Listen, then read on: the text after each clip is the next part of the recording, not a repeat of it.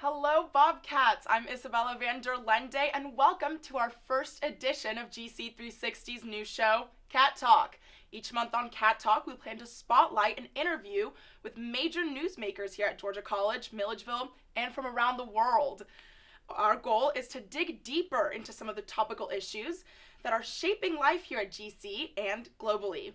This month, our guest is the president of the Student Government Association, the SGA, Kaitley Congdon. We'll also have a look at some stories that are making news this week, a look at the weather, and some questions and fun games. Glad you guys could join us. The website of Georgia College and State University notes, quote, Georgia College's Student Government Association, SGA, serves the campus community by addressing student concerns, promoting understanding within the college community, and administering all matters which are delegated to the student government by the university president, unquote. But how much do you know about SGA? Kaitley Congdon is the outgoing president, and she's with us here today to talk. Hey, Kaitley, how are you? I'm good. How are you? Good. Thanks for joining us. So what is it like to hold a role such as SGA president, and what does that entail? So a lot of times with SGA president, you are a liaison between the students and the administration. So I do have to talk to a lot of like the big wigs per se. So I talk to President Cox. I talk to the Vice President of Student Life, people like that, and I try to fix issues that would help for both. Right. That sounds like a lot of pressure. So how does that feel to have to represent an entire student population? It is sometimes stressful because you want to get stuff done, but you always have to go, through the correct channels and try to figure out ways. And so sometimes you have to make sure you like push your emotions aside and just try to get to business a lot more. Right, right. And how do you feel that others on campus could get more involved with SGA? So you can get more involved. We have a SGA complaint thing where you can put in issues that you are thinking of. We also have a town hall that will be on March 31st where you can come and you can tell us some complaints and things that you want the school to do better. And you can also email SGA. I hadn't heard about that town hall. That sounds very interesting. Yes. I'll probably see you there.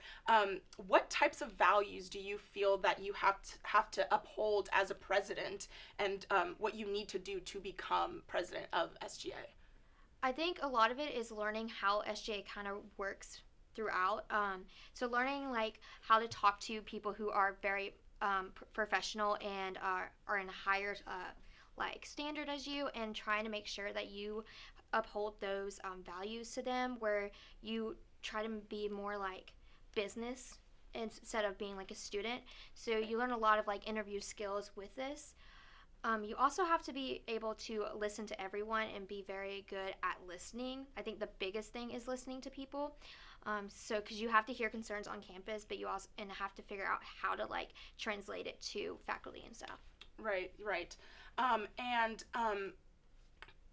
Talking about all that stuff, what are some of those issues that you currently are working on as your last semester as president? So one of the things that we are working on is trying to figure out. So we've been doing like anything that we've passed in the past years. So a lot of things with COVID, it kind of was we passed all these resolutions, and we're trying to go back and make sure they get done, because with COVID, a lot of it was at a standstill. So we are going back. So town hall was one of our resolutions we wanted. We've been looking at some things with BSA and stuff, and figuring out some things with bias reporting. And the biggest things that we did was the late night bus, which was really interesting. We wanted to have a late night bus for students who lived on West Campus. Mm-hmm. So trying to figure out funding for that right now is kind of the big next step. I mean, as someone who came in 2020, when everything was happening, I mean, I heard all the time of things that were going on before COVID, yes, and I'm slowly starting to see them come back. So I'm glad to hear that. How can students contact SGA other than through email? You can also go to our offices. We are on Magnolia. We're on the first floor. We have our offices right there near the elevator. If you come out of the elevator and turn to the left, there is a door, and it's our SGA office. You can come in and talk to us. You can get free printing, free Scantrons. Everything's there. That's good to know. Yes. Love a free Scantron. I've also heard, moving along from the SGA stuff, that you have experience training guide dogs. Yes. How has that been, and what got you started in that? So the big thing that got me started with it was I'm in a sorority called Delta Gamma, and our philanthropy is Service for Sight. And during COVID, I was like very big into fundraising before COVID happened because I was here before. And one of the things that other schools have been doing is working with seeing eye dogs or, guide dogs. And I kind of started just looking into it. And I was like, this would be kind of interesting, a little bit more of like a thing that I can do even when we don't have things we can do with in person with people, because a lot of times we normally work with nursing homes and people. With COVID, you cannot do that because we need a safe distance. So that's really what got me into it, and I've loved it ever since. Yeah, that's really awesome, and that's a really humble thing to do. Would you recommend that other people get into training guide dogs themselves? Yes, but also realize how much time it will take. It's like a baby with you 24/7. So you can't give it off the babysitter or anything. Yeah. It's your baby, and they're with you in class. They're all the time. And you have to pay attention to them to make sure everything's good. Yeah, a puppy's a puppy. Puppies are work. Puppies are like toddlers. I was talking to a friend about that yesterday. Well, it is time now for a short break, but when we return, we'll have an update from news around campus and the weather this week, plus more from Kaitley. Stay with us.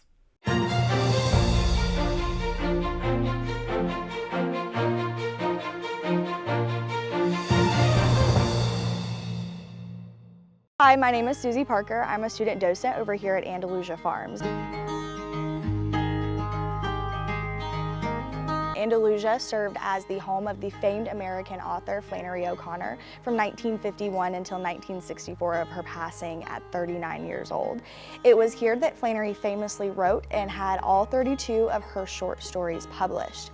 After her passing in 1964, though, the property was eventually entrusted with Georgia College and State University. It is now our proudest achievement to say that we are the nation's newest National Historic Landmark. And on top of that, on March 25th of 2023, we intend to open up our interpretive center and then ultimately return the entirety of the home back to how the O'Connors had it when they were here. There's a ton of stuff that college students can come and enjoy, especially as a Georgia College student. Not only are tours free, but the entirety of the property is free to roam. This is including the front porch, in which we actually leave unlocked for people to come up, have a seat in the rocking chairs, and maybe do like a study session. But even more so than that, we have a nature trail down by the pond, which is about 2 miles long. It is very, very beautiful. And we also have Astor and Mrs. Shortley, our peacock and peahen, who are pretty fun to visit as well. Another really fun thing that a lot of people like to come to Andalusia for is for photography, not only of, photography of the forestry and things like that, but we've had several weddings out here that have had their photos done. But on top of that, this is a wonderful and beautiful place for Georgia College seniors to come and have some of their portraits done. And it's very fitting that it's here on site with Georgia College.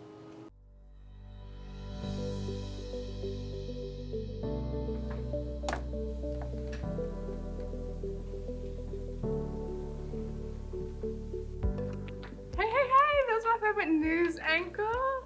What do you want? Like 10 seconds. Can you just read this announcement for me? Okay, 10 seconds. Okay. This semester, GC360 is introducing a new show, Cat Talk. We will showcase a new guest each month and deep dive into some topical issues of concern to you. You may also see some of our guests play some silly games while they're here with us. You won't want to miss this. From GC360, this is Isabella van der Lende. So join me each month for Cat Talk right here on GC360.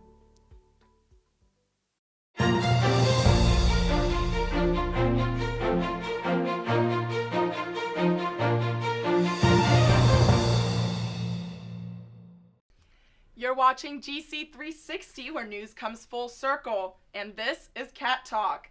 Let's turn now to Ava Cartez for a look at some stories making news this week. Ava? So this was a very busy week for Bobcats. The biggest event was homecoming. The first event that kicked off the week was the office decorating contest. Faculty and staff got to their Bobcat Pride with decorating their offices. Let's also not forget our homecoming basketball game. Our men's team beat Clayton State.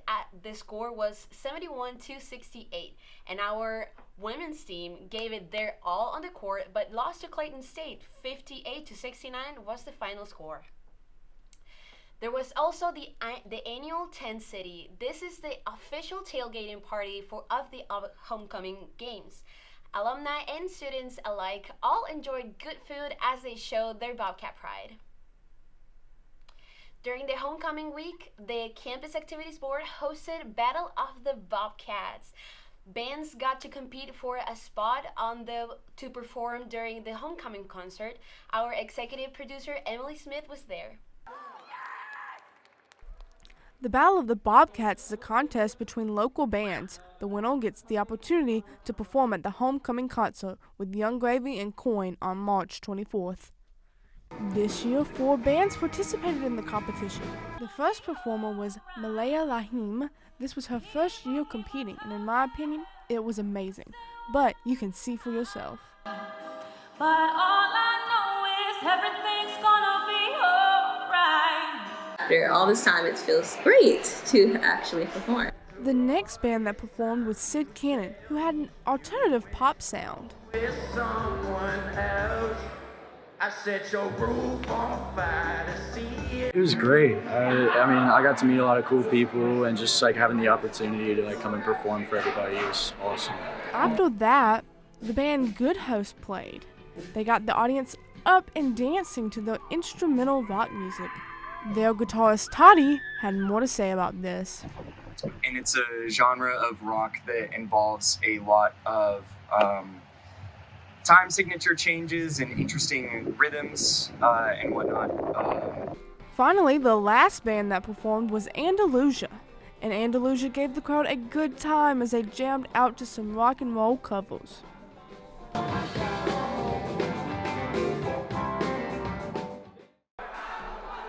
So, out of all these amazing performers, who won? And the winner is Andalusia!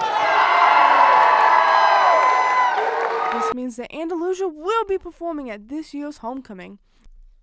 And if you want to hear more from local bands, check out WGUR's Sounds of the South happening March 3rd. Reporting for GC360, I'm Emily Smith.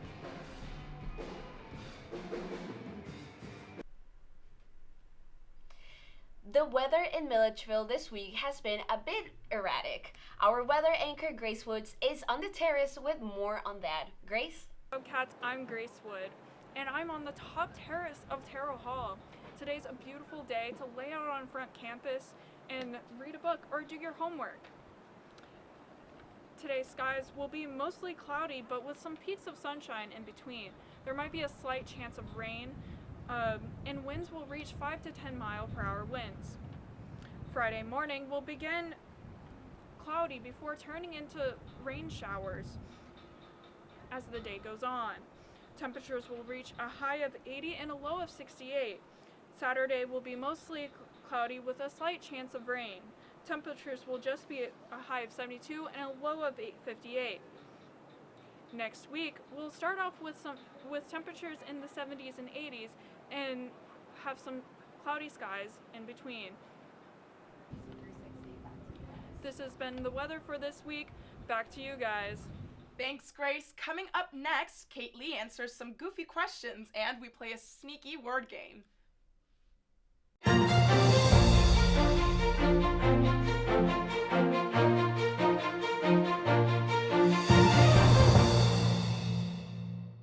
Hi, my name is Susie Parker. I'm a student docent over here at Andalusia Farms. Andalusia served as the home of the famed American author Flannery O'Connor from 1951 until 1964 of her passing at 39 years old. It was here that Flannery famously wrote and had all 32 of her short stories published. After her passing in 1964, though, the property was eventually entrusted with Georgia College and State University. It is now our proudest achievement to say that we are the nation's newest National Historic Landmark.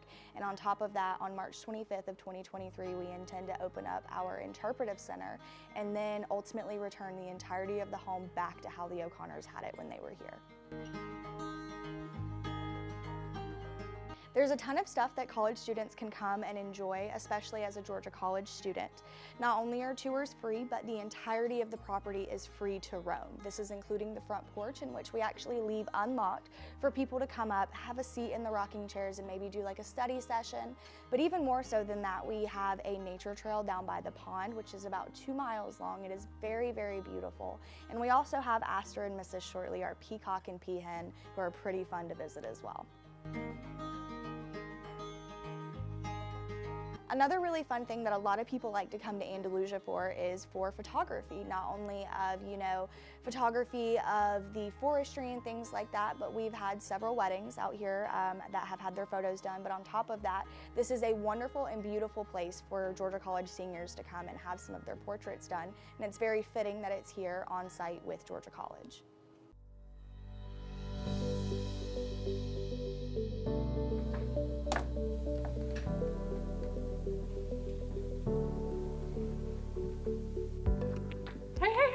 My favorite news anchor. Oh, what do you want? Like 10 seconds. Can you just read this announcement for me? Okay, 10 seconds. Okay. This semester, GC 360 is introducing a new show, Cat Talk. We will showcase a new guest each month and deep dive into some topical issues of concern to you. You may also see some of our guests play some silly games while they're here with us. You won't want to miss this from GC 360. This is Isabella van der Lende. So join me each month for Cat Talk right here on GC 360.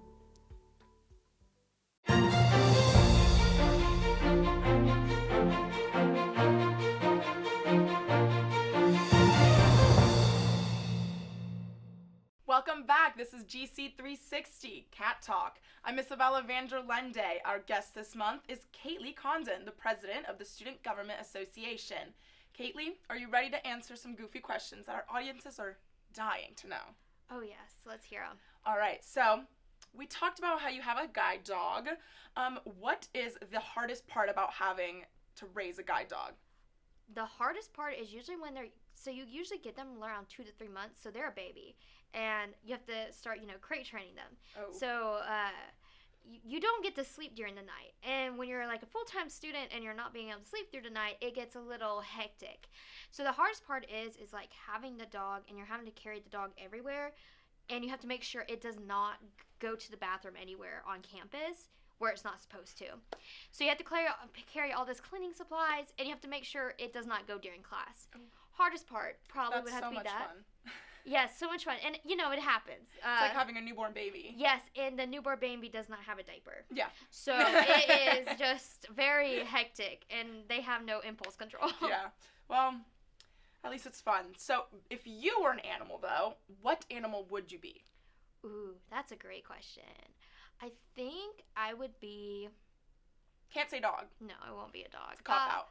I would be a flamingo. A flamingo. Yes. I like that. All right. And if our mascot was not a bobcat, what animal would it be? Ooh. That's interesting. Maybe like a different type of cat? I mean, aren't we? Well, I guess cougar. Like a cougar, maybe, or like what goes with a bobcat? Like a lion. A lion. Ooh, that'd be kind of cool. A lion. Georgia College Lions. I'm into that. I like that. All right. If you could go anywhere in the world, where would you go? This is kind of like a plain answer, but I really want to go to England. Okay. I don't know why. I feel like I would thrive in England, and I feel like that'd be a fun place to go and visit.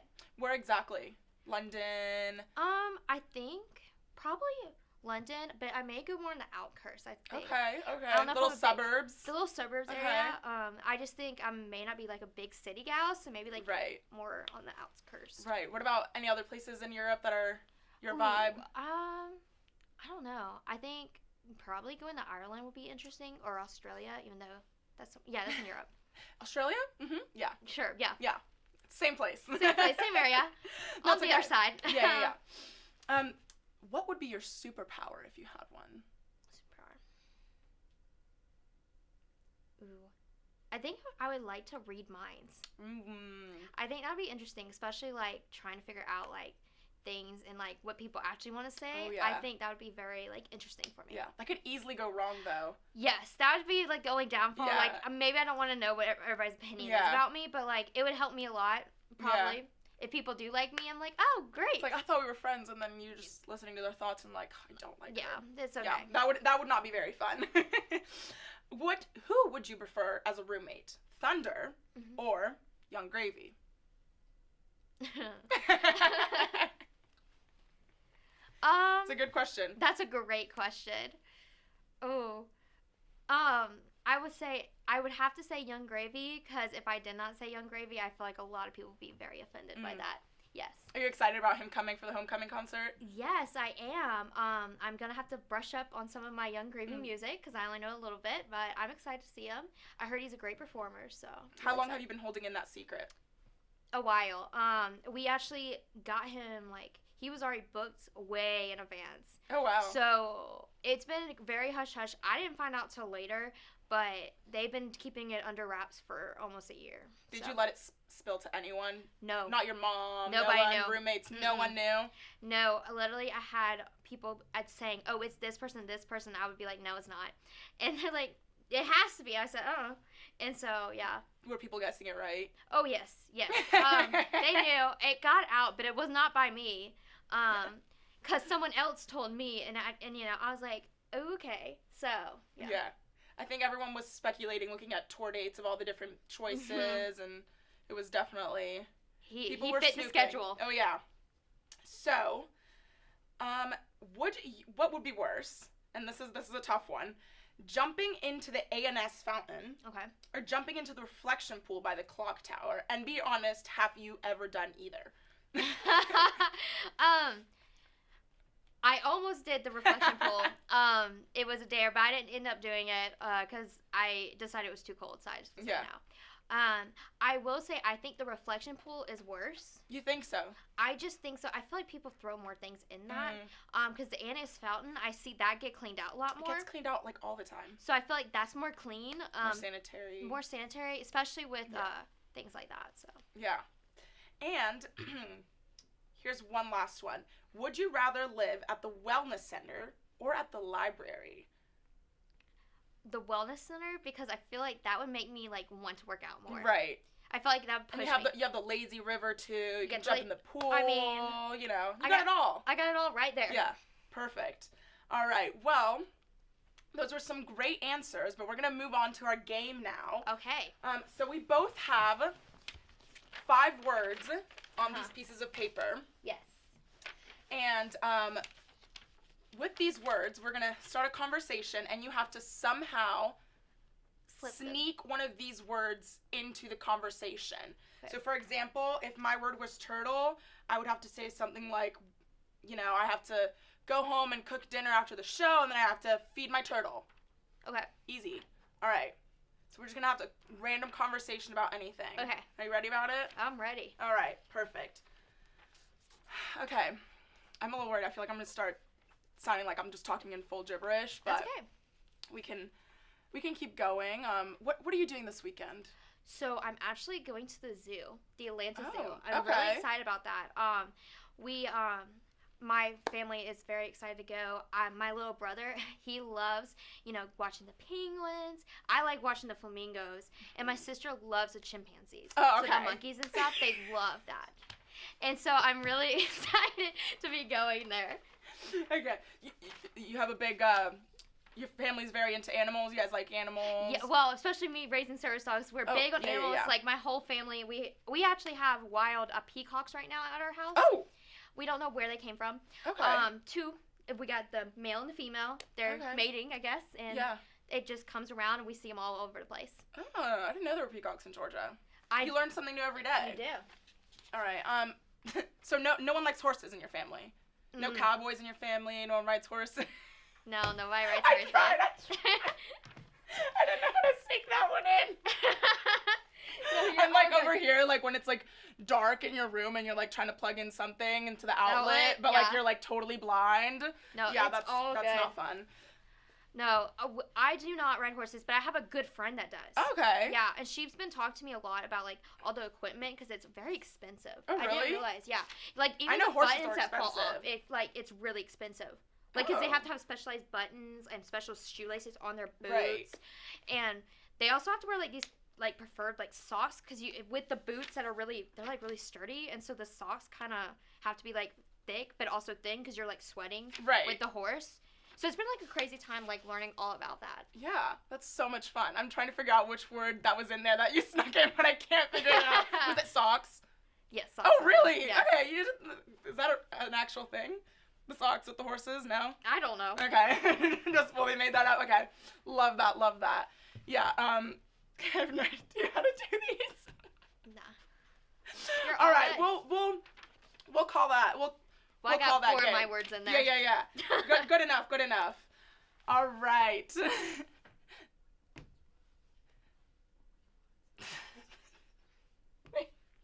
Oh, do we need to say what our words are? I'm sweating.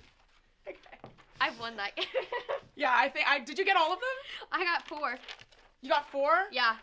I only got 3. Which ones were they? I had Chimpanzee. Okay, I could have guessed that. Yeah, shoelace, button, and socks. I see. My problem was I was trying to go in order. Mine was gibberish was my first one. Yeah, I figured that was it. I was like, yeah. Okay. Dang, I thought I did pretty good. And then cowboy, that one was. Yeah, I got that one real And fast. then I had outlet. Yeah, I had no clue about. Really? Well, I should have figured it out, like, because you started talking about trying to figure out an outlet. Well, I feel like it kind of fit into the. It fit in the story. So a you little did bit. good. That one was so, the best one, the outlet one.